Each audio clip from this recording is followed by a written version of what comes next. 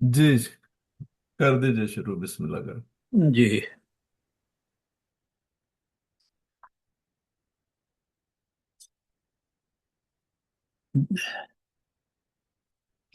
जी बिस्मिल्लाहिर्रहमानिर्रहीम। नहमदुहु व नुसल्ली अला रसूलिहिल करीम व अला अब्दिहिल मसीहिल मऊद। हज़रत अक़दस मसीह मऊद अलैहिस्सलाम की किताब हकीकतुल वही का ततिम्मा हकीकतुल वही, उसका मुताला जारी है। इस सिलसिला में हजूर ने बाद में वकूअ पज़ीर होने वाले या बाद में कुछ याद आने वाले निशानात हजूर ने बयान तहरीर फरमाए हैं। तो निशान नंबर वही साबका हजूर ने वो राब्ता कायम फरमाया है जो पहले असल किताब में हजूर निशान बयान फरमा रहे थे। तो ततिम्मा में भी वही जो है तरतीब वही जारी रखी है नंबर्स के लिहाज से। तो निशान नंबर 197 हम पढ़ रहे हैं जो सफ़ा 517 से शुरू हुआ है। रोशन निशान के नाम से हजूर ने इस निशान को बयान फरमाया है। तो ये चूंकि हम पढ़ रहे हैं तो इब्तदाई हिस्सा जो हम पढ़ चुके हैं उसके मतलब मैं अर्ज कर देता हूँ कि 7 मार्च 1907 को हज़रत अक़दस मसीह मौऊद अलैहिस्सलाम को इल्हाम हुआ, जिसके अल्फाज ये थे कि 25 दिन या के 25 दिन तक, ये या के 25 दिन तक, ये दोनों ये इल्हाम का हिस्सा है कि 25 दिन या के 25 दिन तक, ये इल्हाम के अल्फाज हैं। और फिर 14 मार्च को 7 मार्च 1914 को हजूर को इल्हाम हुआ, सॉरी 7 मार्च 1907 को हजूर को इल्हाम हुआ। तो 14 मार्च के अखबार में ये हजूर ने ये इल्हाम जो है वो शाया करवा दिया। और साथ इसकी एक तफहीम भी जो हज़रत मसीह अलैहिस्सलाम को अता की गई या हज़रत मसीह अलैहिस्सलाम के समझ में आई, वो हज़रत अक़दस मसीह मौऊद अलैहिस्सलाम ने इसमें दर्ज फरमाई। तो ये इल्हाम और इसकी तफहीम हजूर ने दर्ज फरमाई है कि ये इस इल्हाम का मतलब ये है, या तफहीम जो है मेरी वो ये है कि 25 दिन पूरे होने पे, यानी 25वें दिन, जब आज से 25 दिन, जब 7 मार्च 1907 को इल्हाम हुआ उससे 25 दिन पूरे होने पे, या आज से लेकर 25 दिन तक, इल्हाम का ये अल्फाज का यह मतलब निकलता है कि आज से यानी 7 मार्च से 25 दिन तक, यानी 31 मार्च तक हजूर ने बयान फरमाया कि ये 25 दिन, 7 मार्च भी इनमें शामिल है। तो 25 दिन अगर 7 मार्च को शामिल करते हुए शुमार करें तो ये 25 दिन जो हैं वो 31 मार्च को पूरे होते हैं। तो हजूर ने फरमाया कि मुझे जो तफहीम हुई है वो ये है कि या तो 25 दिन पूरे होने पर, जब 25 दिन होंगे तो उस वक्त, और या फिर ये है कि आज से 25 दिन तक अल्लाह ताला कोई निशान ऐसा गैर मामूली दिखाएगा जो दिलों को हिला देगा। और फिर हजूर ने आगे ये इल्हाम और जो तफहीम हजूर ने बयान फरमाई थी अखबार में, हजूर ने वो बयान फरमाने के बाद फिर हजूर ने इसके पूरे होने का कि 31 मार्च को क्या हुआ, वो जैसा कि हम पढ़ चुके हैं कि 31 मार्च को हजूर को खबरें मिली कि 31 मार्च को हिंदुस्तान के मुख्तलिफ इलाकों में मुख्तलिफ औकात हैं इसके वकूआ के। एक आग का सा निशान जिसको शहाब साक़ब भी कहते हैं, ये इसके मुख्तलिफ औकात हैं और मुख्तलिफ सिमतें जो हैं वो इसकी बयान की गई हैं। मुख्तलिफ तरफों से जो रिपोर्ट्स आई, अखबारात में भी शाया हुई, हजूर को खतूत भी मिले मुख्तलिफ अहबाब की तरफ से कि आपने जो पेशगोई की थी कि 25 दिन तक ये वो इस तरह पूरी हुई है। तो वो हजूर ने अखबारात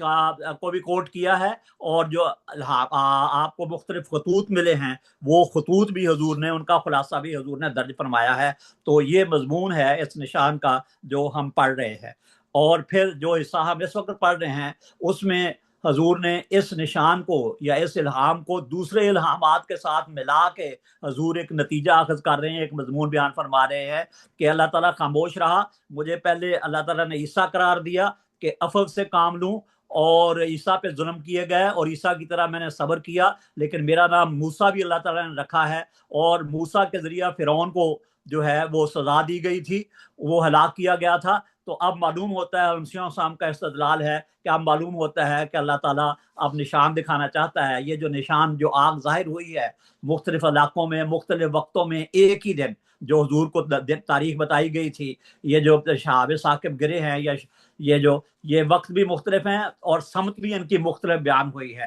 وقت 12 بجے دن سے لے کے شام 5 بجے تک مختلف علاقوں میں یہ وقوع جو ہے وہ ہوا ہے، یعنی کثرت کے ساتھ ایسا ہوا ہے. یہ نہیں کہ ایک ہی نشان آسمان پہ کوئی ظاہر ہوا، ایک ہی کوئی شہاب ثاقب ٹوٹا اور دنیا نے اس کو دیکھا، یہ نہیں ہے، بلکہ مختلف اوقات میں، اس دن مختلف اوقات میں 12 بجے سے یہ شروع ہوتا ہے دن 12 بجے سے، اور شام 5 بجے تک مختلف اوقات میں مختلف سمتوں میں مختلف علاقوں میں یہ نشان جو ہے وہ آگ کا، جس کو حضور نے آتشی گولا، آتشی انگار قرار دیا ہے، یہ نشان جو ہے وہ ظاہر ہوا ہے. تو اس کے بعد حضور فرمایا آج سے 26 برس پہلے خدائے عز و جل براہین احمدیہ میں فرما چکا ہے، یہ صفحہ 519 ہے. آج سے 26 برس پہلے خدائے عز و جل براہین احمدیہ میں فرما چکا ہے، میں اپنی چمکار دکھلاؤں گا اور اپنی قدرت نمائی سے تجھ کو اٹھاؤں گا. دنیا میں ایک نذیر آیا پر دنیا نے اس کو قبول نہ کیا، لیکن خدا اسے قبول کرے گا اور بڑے زور آور حملوں سے اس کی سچائی ظاہر کر دے گا. فرمایا سو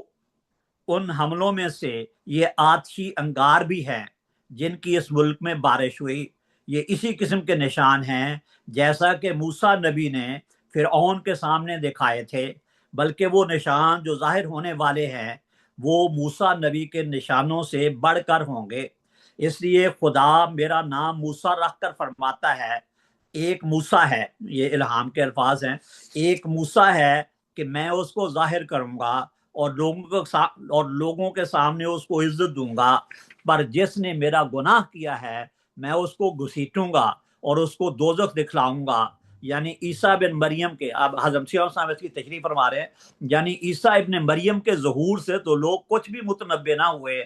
اب میں، یعنی خدا کہتا ہے، اب میں اپنے اس بندہ کو موسیٰ کی صفات میں ظاہر کروں گا. اس کے اوپر حضور نے ایک چھوٹا سا حاشیہ تحریر فرمایا ہے.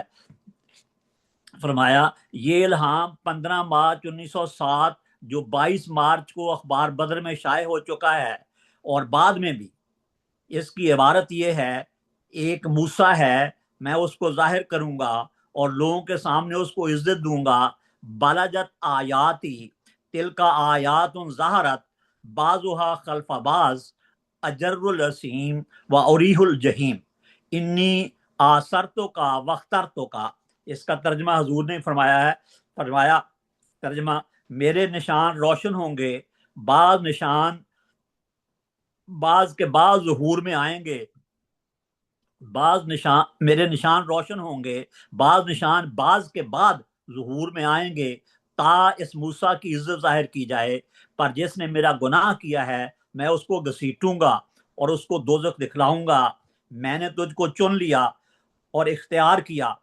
تیری عاجزانہ راہیں مجھے پسند آئیں، میرا دشمن ہلاک ہو گیا. ان اللہ مع الصادقین، خدا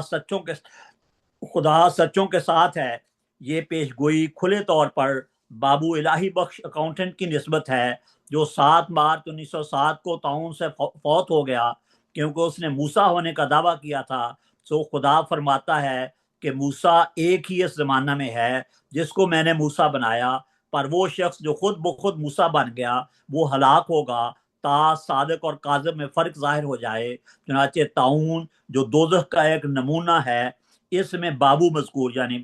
الہی بخش اکاؤنٹنٹ، اس میں بابو مذکور گرفتار ہو کر اس دار فانی کو تاریخ 7 مارچ 1907 میں چھوڑ گیا تھا. فاتعبروا یا اولي الابصار. یہ اکاؤنٹنٹ بابو الہی بخش اکاؤنٹنٹ کا نشان حضور نے آگے نمبر 198 پہ اسی نشان کو بڑی تفصیل کے ساتھ بیان فرمایا ہے. تو حاشیہ ختم ہوا، ہم اصل عبارت کی طرف چلتے ہیں. اب میں اپنے اس بندہ کو موسیٰ کی صفات میں ظاہر کروں گا اور فرعون اور حامان کو وہ دن دکھاؤں گا جس سے وہ ڈرتے تھے. سو اے عزیزو، مدت تک میں مسیح ابن مریم کے رنگ میں دکھ اٹھاتا رہا اور جو کچھ قوم نے کرنا چاہا میرے ساتھ کیا. اب خدا میرا نام موسیٰ رکھتا ہے، جس سے سمجھا جاتا ہے کہ مقابل کے لوگوں کا نام اس نے فرعون رکھا ہے، اور یہ نام آج سے نہیں بلکہ اس بات پر 26 برس گزرے ہیں۔ یہ الہام تو تازہ ہے جس میں حضور کو موسیٰ کہا گیا۔ اس سے پہلے حضور فرماتے ہیں کہ میں براہین احمدیہ میں بھی اپنے ایسے الہامات درج کر چکا ہوں جس میں حضور اللہ تعالیٰ نے مجھے موسیٰ قرار دیا ہے، بلکہ اس بات پر 26 برس گزرے ہیں جبکہ خدا تعالیٰ نے براہین احمدیہ میں میرا نام موسیٰ رکھ کر فرمایا انت منی بمنزلت موسیٰ، اور پھر اسی براہین احمدیہ میں میرا نام موسیٰ رکھ کر فرمایا ولما تجلی ربہ للجبل جعلہ دکم وخر موسیٰ صاعقہ، یعنی چونکہ خدا نے ابتدا نرمی سے کی اور اپنی بردباری کو پورے طور پر دکھلایا۔ یہ جو آیات دونوں حضور نے یہ جو آیت جو ولما تجلی ربہ للجبل دکا، یہ جو آیت قرآن کریم کی ہے جس میں موسیٰ علیہ السلام کا واقعہ کا ذکر ہے کہ اللہ تعالیٰ نے جب اپنی حضرت موسیٰ علیہ السلام کی دعا کے بعد جب اللہ تعالیٰ نے اپنی تجلی پہاڑ پہ ظاہر کی تو موسیٰ جو ہیں وہ بے ہوش ہو گئے۔ تو یہ الہام ہے جو حضرت مسیح السلام کو ہوا،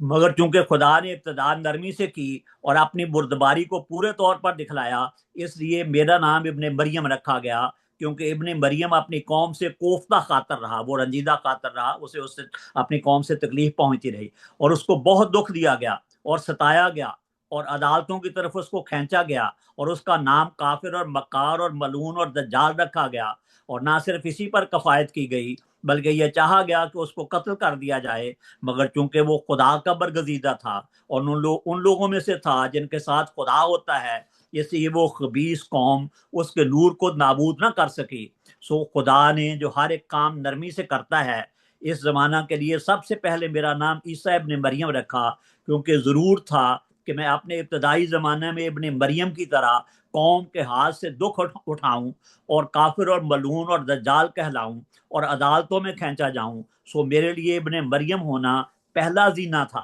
بلکہ اس سے پہلے حضرت مسیح صاحب اس مضمون کو بھی بیان فرما چکے ہیں کہ ابن مریم قرار دینے سے پہلے اللہ میاں نے پہلے مجھے مریم قرار دیا ہے۔ قرآن کریم کی آیت سے استدلال کرتے ہوئے حضور نے اس مضمون کو اس روحانیت کے ساتھ تعلق رکھنے والے اس مضمون کو بیان کیا کہ اللہ تعالیٰ نے پہلے میرا نام مریم رکھا اور پھر اس مریم سے ہی اللہ تعالیٰ نے ابن مریم کو پیدا کیا، اور اب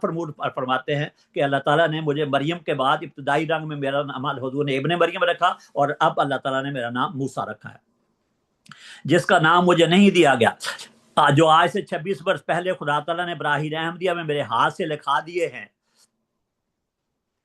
مگر میں خدا کے دفتر میں صرف عیسیٰ ابن مریم کے نام سے موسوم نہیں بلکہ اور بھی میرے نام ہیں جو آج سے 26 برس پہلے خدا تعالیٰ نے براہین احمدیہ میں میرے ہاتھ سے لکھا دیے ہیں، اور دنیا میں کوئی نبی نہیں گزرا جس کا نام مجھے نہیں دیا گیا۔ سو جیسا کہ براہین احمدیہ میں خدا نے فرمایا ہے میں آدم ہوں، میں نوح ہوں، میں ابراہیم ہوں، میں اسحاق ہوں، میں یعقوب ہوں، میں اسماعیل ہوں، میں موسیٰ ہوں، میں داؤد ہوں، میں عیسیٰ ابن مریم ہوں، میں محمد صلی اللہ علیہ وسلم ہوں، یعنی بروزی طور پر جیسا کہ خدا نے اسی کتاب میں یہ سب نام مجھے دیے اور میری نسبت جری اللہ فی حلل الانبیاء فرمایا، یعنی خدا کا رسول نبیوں کے پیرایوں میں۔ اس کی حضور نے جو تشریح فرمائی یا جو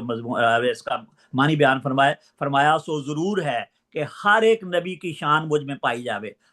جری اللہ فی حلل الانبیاء کا ترجمہ حضور نے فرمایا سو ضرور ہے کہ ہر ایک نبی کی شان مجھ میں پائی جاوے اور ہر ایک نبی کی ایک صفت کا میرے ذریعہ سے ظہور ہو، مگر خدا نے یہی پسند کیا کہ سب سے پہلے ابن مریم کے صفات مجھ میں ظاہر کرے۔ سو میں نے اپنی قوم سے وہ سب دکھ اٹھائے جو ابن مریم نے یہود سے اٹھائے بلکہ تمام قوموں سے اٹھائے۔ یہ سب کچھ ہوا مگر خدا نے کسر صلیب کے لیے میرا نام مسیح قائم رکھا، جس صلیب نے مسیح کو توڑا تھا اور اس کو زخمی کیا تھا، اور دوسرے وقت میں مسیح اس کو توڑے مگر آسمانی نشانوں کے ساتھ نہ انسانی ہاتھوں کے ساتھ۔ یعنی دیگر انبیاء کی ایک ایک صفت مجھے دی گئی، اس لیے سب انبیاء کے ناموں سے مجھے پکارا گیا، لیکن اصل نام میرا جو قائم رکھا ہے اللہ تعالیٰ نے وہ ابن مریم ہی ہے، اس لیے آنے والے کو مسیح کہا گیا ہے۔ کیونکہ خدا کے نبی مغلوب نہیں رہ سکتے، یعنی جس صلیب نے پہلے مسیح کو توڑا تھا، میری ذمہ داری یہ ہے کہ میرے کام یہ سپرد کیا گیا ہے کہ میں قاصر صلیب ہوں، میں اب اس صلیب کو توڑوں، مگر آسمانی نشانوں کے ساتھ نہ آسمانی ہاتھوں کے ساتھ، کیونکہ خدا کے نبی مغلوب نہیں رہ سکتے۔ سو سن عیسوی کی 20ویں صدی میں خدا نے ارادہ فرمایا کہ کہ सलीब को मसीह के हाथ से मगलूब करे, लेकिन जैसा कि मैं अभी बयान कर चुका हूँ, मुझे और नाम भी दिए गए हैं और हर एक नबी का मुझे नाम दिया गया है। चुनाचे जो मुल्क हिंद में कृष्ण नाम एक नबी गुजरा है जिसको रुद्र गोपाल भी कहते हैं, यानी फना करने वाला और परवरिश करने वाला, यानी रुद्र गोपाल के मानी हजूर ने फरमाए हैं। ये अगलबन संस्कृत का या हिंदी का लफ्ज है, यानी फना करने वाला और परवरिश करने वाला, जिसका नाम भी मुझे इसका नाम भी मुझे दिया गया है। अल्लाह ताला ने हजूर को कृष्ण भी करार दिया है और कृष्ण के आने की भी पेशगोई है। इससे पहले ये मजमून हजूर बयान फरमा चुके हैं कि एक तो मुख्तलिफ अंबिया के नाम दिए गए हैं, दूसरा हजूर इस मजमून को बयान फरमा चुके हैं कि आखिरी ज़माना में तमाम मज़ाहिब में जिस वक्त ज़रूर ज़मीन में मौजूद है, तकरीबन तमाम मज़ाहिब में आखिरी ज़माना में एक आने वाले की पेशगोई है और मैं उस पेशगोई का मिस्ताक हूँ जो तमाम मज़ाहिब में पेशगोई है। और उसमें से हजूर जिक्र फरमा रहे हैं कि हिंदुओं में कृष्ण नबी के दोबारा आने की पेशगोई भी है और मैं हिंदुओं के लिए इस जमाने में जाहिर होने वाला कृष्ण हूँ। मैं कभी मूसा कभी याकूब हूँ वगैरह वाला ही मजमून है। नीज इब्राहिम हूँ, नस्लें हैं मेरी बेशुमार। फरमाया, बस जैसा कि आर्या कौम के लोग जिसको रुद्र गोपाल भी कहते हैं, यानी फना करने वाला और परवरिश करने वाला, इसका नाम ही मुझे दिया गया है। बस जैसा कि आर्या कौम के लोग कृष्ण के ज़हूर का इन दिनों में इंतजार करते हैं, वो कृष्ण मैं ही हूँ। और ये दावा सिर्फ मेरी तरफ से नहीं बल्कि खुदा ताला ने बार बार मेरे पर जाहिर किया है कि जो कृष्ण आखिरी ज़माना में जाहिर होने वाला था वो तू ही है, आर्यों का बादशाह। यानी हजूर को इल्हाम में ये भी फरमाया गया कि आखिरी ज़माना में जो कृष्ण आखिरी ज़माना में जाहिर होने वाला था वो तू ही है, आर्यों का बादशाह। और बादशाह से मुराद सिर्फ आसमानी बादशाहत है। ऐसे लफ्ज़ खुदा के कलाम में आ जाते हैं मगर मानी रूहानी होते हैं। सो मैं इस तस्दीक के लिए कि वही कृष्ण आर्यों का बादशाह मैं हूँ, दिल्ली के एक इश्तिहार को जो बालम कंद नाम एक पंडित ने इन दिनों में शाये किया है, मैं तर्जमा हाशिया में लिखता हूँ, जिससे मालूम होगा कि आर्यावर्त के मुहक्किक पंडित भी कृष्ण अवतार का जमाना यही करार देते हैं कि हिंदुस्तान के जो आर्या हैं वो भी जो इस जमाने में आने वाले कृष्ण का ज़हूर है वो इसी जमाना को करार देते हैं और इस जमाना में इसके आने के मुंतजर हैं। गो वो लोग अभी मुझको शनाख्त नहीं करते मगर वो जमाना आता है, बल्कि करीब है कि मुझे शनाख्त कर लें, क्योंकि खुदा का हाथ उन्हें दिखाएगा कि आने वाला यही है। अब हाशिया में हजूर ने वो जो जिस बालम कंद नामी एक पंडित का इश्तिहार जो दिया है वो इश्तिहार दिया है और हजूर ने साथ ही इसका तर्जमा दिया है। इस इश्तिहार में बाज़ अल्फाज तो उर्दू के हैं लेकिन कुछ समझ नहीं आती, मैंने इसको समझने की कोशिश की है, लेकिन फिर हजूर ने जो तर्जमा इस इश्तिहार का किया है वो तर्जमा हम पढ़ लेते हैं। तो हजूर ने इस इश्तिहार का जो अगलबन हिंदी में है या संस्कृत में है, ज़्यादा अल्फाज हिंदी और संस्कृत के हैं। बाद अल्फाज देखने से नजर आते हैं कि शायद उर्दू है लेकिन ये उर्दू नहीं है, इसको पढ़ें तो कोई समझ नहीं आती। सिवाय इसके कि हजूर के तर्जमा को सामने रखते हुए इसको हल करने की कोशिश करें तो हम असल इबारत को छोड़ देते हैं और जो हजूर ने तर्जमा फरमाया इस इश्तिहार का वो पढ़ लेते हैं। तर्जमा इस इश्तिहार का हजूर फरमाते हैं, तर्जमा इस इश्तिहार का ये है बेऐब, इसका टाइटल है या उसका जो उन्वान है शरी नशकलिंग भगवान का अवतार, ये उसका असल अल्फाज हैं। इसका तर्जमा हजूर ने फरमाया है बेऐब मासूम भगवान का अवतार, यानी मासूम खलीफातुल्लाह। अहले दुनिया को वाजे हो, ये वो पंडित कहता है बालम का नाम का, वो उसने जो इश्तिहार दिया है उसका तर्जमा वो कहता है अहले दुनिया को वाजे हो कि आजकल जैसी जैसी बदियां हमारे मुल्क में हो रही हैं वो सबको मालूम है, मसलन औरतों का बेवा होना और साथ ही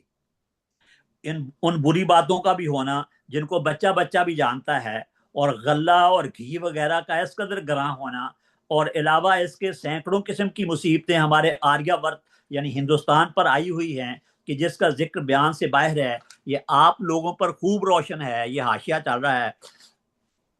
तो आप लोगों पर खूब रोशन है कि जो ताकत आपके आबाओ अजदाद में थी वो अब आप में कहाँ, और आप में जो हौसला ताकत और अक्ल है वो आपकी औलाद में है। सवालिया रंग में वो पंडित पूछता है कि जो हौसला और ताकत है आपकी और आप में जो हौसला ताकत और अक्ल है वो आपकी औलाद में है। یا کچھ آئندہ ہو جانے کی امید ہے؟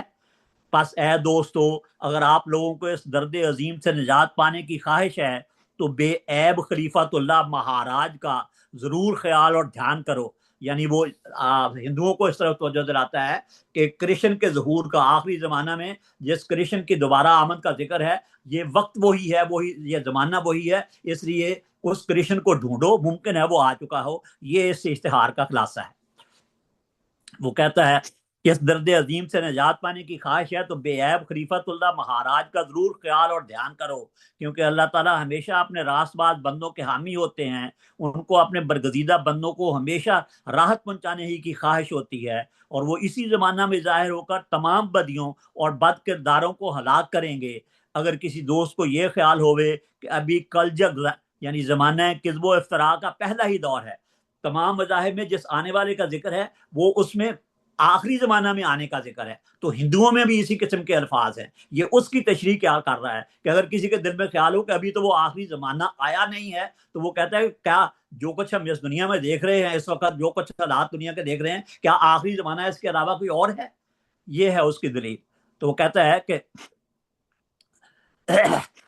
اور مہاراج کا جنم کل جگ کے آخر میں لکھا ہے. یعنی اگر کسی دوست کو یہ خیال ہوئے کہ ابھی کل جگ یعنی زمانہ کذب و افتراء کا پہلا ہی دور ہے اور مہاراج کا جنم کل جگ کے آخر میں لکھا ہے، آخری زمانہ میں آنے والے کی پیشگوئی کی گئی ہے، تو آپ غور کریں کہ اس سے زیادہ اور کیا کل جگ ظاہر ہوگا کہ عورتیں اپنے شوہروں کو چھوڑ کر دوسروں پر نظر رکھتی ہیں، اور اولاد اپنے والدین کی فرما برداری اور وفاداری میں نہ رہیں، اور والدین اپنی اولاد کو اولاد کی طرح نہ سمجھیں، یہاں تک کہ سب ہی چیزیں اپنے اپنے مذہب سے پھری ہوئی ہیں. یعنی تمام مذاہب اپنی اصلی حالت کھول اپنی اصلی تعلیم بھلا چکے ہیں، اور اب کوئی صاحب یہ فرماویں کہ ابھی شاستر کے موافق وقت نہیں معلوم ہوتا. یعنی کیا معلوم نہیں ہوتا؟ یہ اب ظاہر نہیں ہے کہ وہ آخری زمانہ آ گیا ہے جو اس کی علامات بیان کی گئی تھیں.